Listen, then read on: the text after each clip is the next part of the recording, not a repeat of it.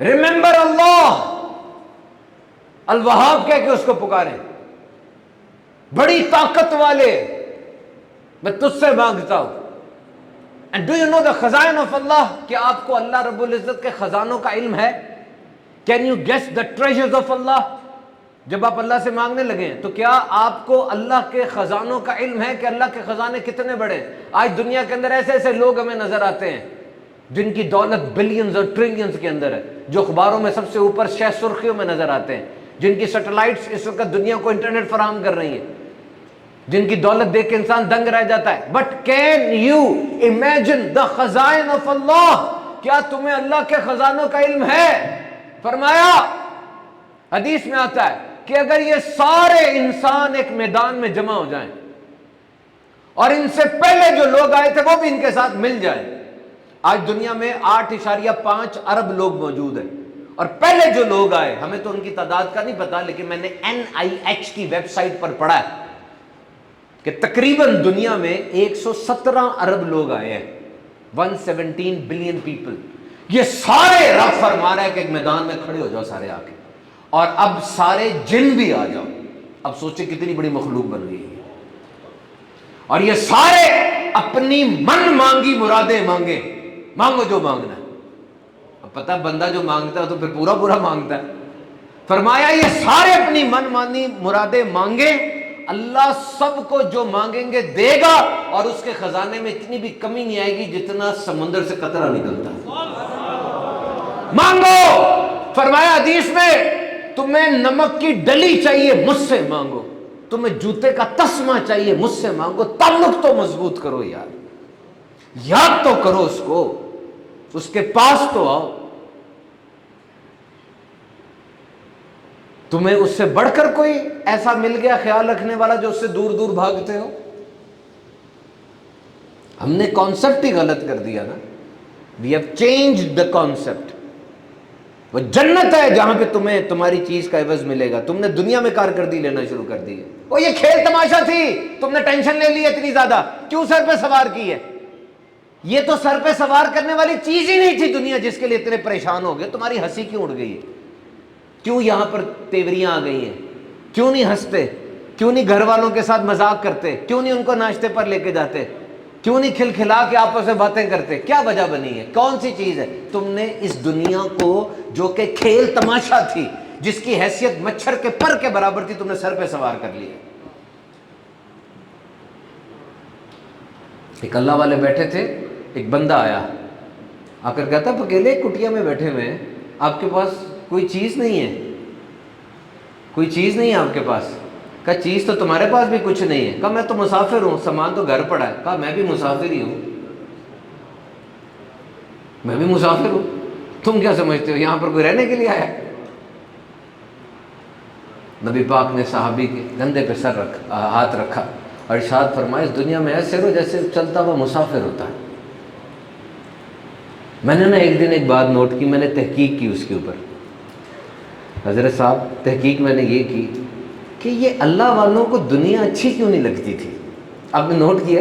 سارے اللہ والوں کو اٹھا کے دیکھ لے، پڑھے، ان کو نا دنیا اچھی نہیں لگتی تھی، حالانکہ دنیا اتنی بری بھی نہیں ہے، دنیا میں ہی رہنا ہے، قبر بھی دنیا میں بننی ہے، اور فرمایا کھاؤ ہماری دی ہوئی ستھری چیزیں۔ دنیا جس کے پاس آتی ہے، دنیا ہاتھ میں آ رہی ہے، دل میں نہیں آ رہی، اور وہ بندہ آگے تقسیم بھی کر رہا ہے۔ اس ساری باتوں کے باوجود اللہ والوں کی زندگی اب دیکھیں، انہیں دنیا نہیں اچھی لگتی تھی، ان کا انداز ایسا نہیں تھا۔ امیر خسرو خواجہ بختیار کاکی رحمۃ اللہ تعالی کی بارگاہ میں آتے، جنگ جیت کر آئے تھے، درباری تھے، ایک ٹیکا ہوتا بندے کا، آ کر سونے کے تشت پیش کیا اور کہا جی یہ آپ کے لیے تحفہ ہے۔ آپ فرماتے ہیں تھینک یو ویری مچ، بہت شکریہ، جزاک اللہ، میں نہیں لیتا، یہ آپ لے جائیں۔ کہا نہیں آپ کے لیے لایا ہوں میں، رکھ لے، جنگ جیتی ہے رکھ لے۔ کہا نہیں تو اپنے پاس رکھ لے، تیرے لیے زیادہ۔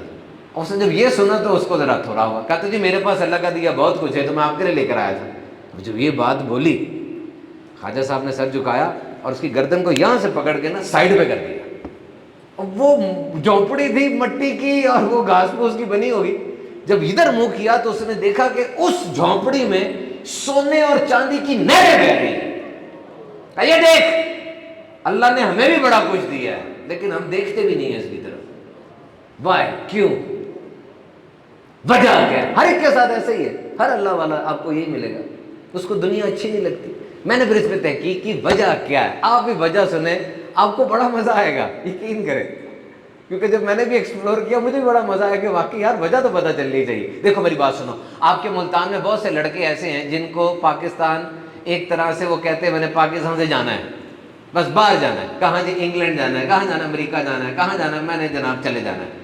पाकिस्तान में सारा कुछ तो है, माशाल्लाह कमा भी रहे हैं, इतने अच्छे मनाजिर हैं, एवरीथिंग इज देयर, बाहर क्या करने जाना है? ओ जी वो जो बाहर रहते हैं उन्होंने बताया है कि जी बाहर बहुत कुछ है, बड़ी लग्जरी है। 3 तरह की चीज़ें होती हैं, एक होती है नेसेसिटी, ज़रूरियात, आटा रोटी कपड़ा मकान, एक होती है ड्यूरेबिलिटी जो आपकी ज़िंदगी को आसान करती है जैसे पंखा AC, और एक होती है लग्जरी जो कि बहुत ही महंगी चीज़ें होती हैं। वो कहते हैं कि जी इंग्लैंड में अमेरिका में ये तीनों चीज़ें बहुत ज़्यादा है, हर बंदे को नौकरी है, बड़ा पैसा है।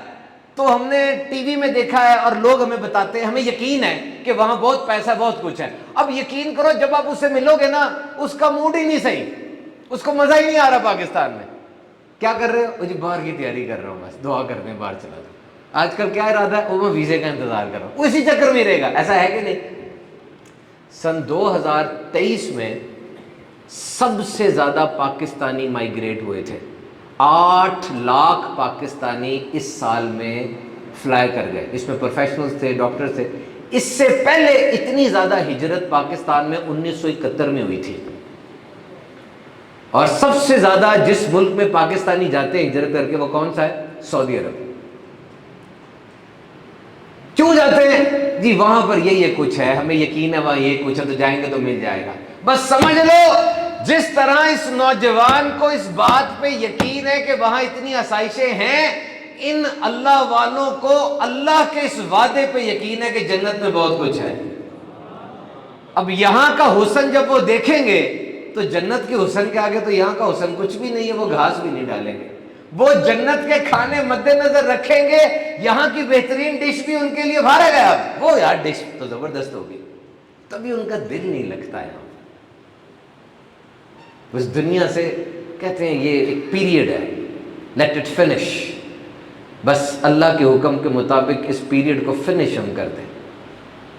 तो अल्लाह से ताल्लुक़ मजबूत करो। अल्लाह का खौफ दिल में नहीं होगा ना, याद रखो अजीब सी ज़िंदगी गुजरेगी, मज़ा नहीं आएगा ज़िंदगी गुजारने का। मान लो जिस बंदे के दिल में अल्लाह की याद, अल्लाह का खौफ नहीं है, उसकी क्या ज़िंदगी है?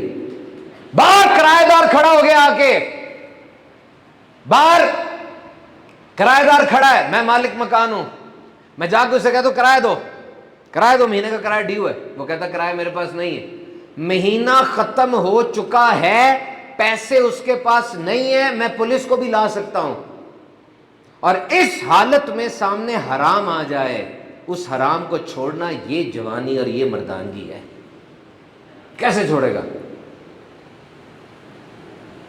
नबी पाक सल्लल्लाहु अलैहि वसल्लम has drawn a single straight line and then he has drawn squiggly lines। नबी पाक ने एक सीधी लाइन खींची और उसके साथ कुछ टेढ़ी मेढ़ी लाइनें खींची और कहा देखो ये सीधी लाइन ये सिराते मुस्तकीम है और ये टेढ़ी लाइन है। हर लाइन के ऊपर कोई फेसबुक का पेज बैठा है, कोई एडवर्टाइजमेंट बैठी है, कोई इश्तेहार बैठा है, कोई औरत बैठी, तुम्हें अपनी तरफ बुला रही और तुम खींचते हुए चले जाते हो। दिन में 1000 बार तुम्हें नो कहना पड़ेगा, 1000 बार। इतना कुछ आ रहा है आजकल, नहीं जाऊंगा तुम्हारे साथ, नहीं खाऊंगा ये, नहीं देखूंगा ये, नहीं टाइम जाया करूंगा, नहीं मिलूंगा उससे, बार बार कहना पड़ेगा आपको। हर तरफ ये फंदे लग चुके हैं।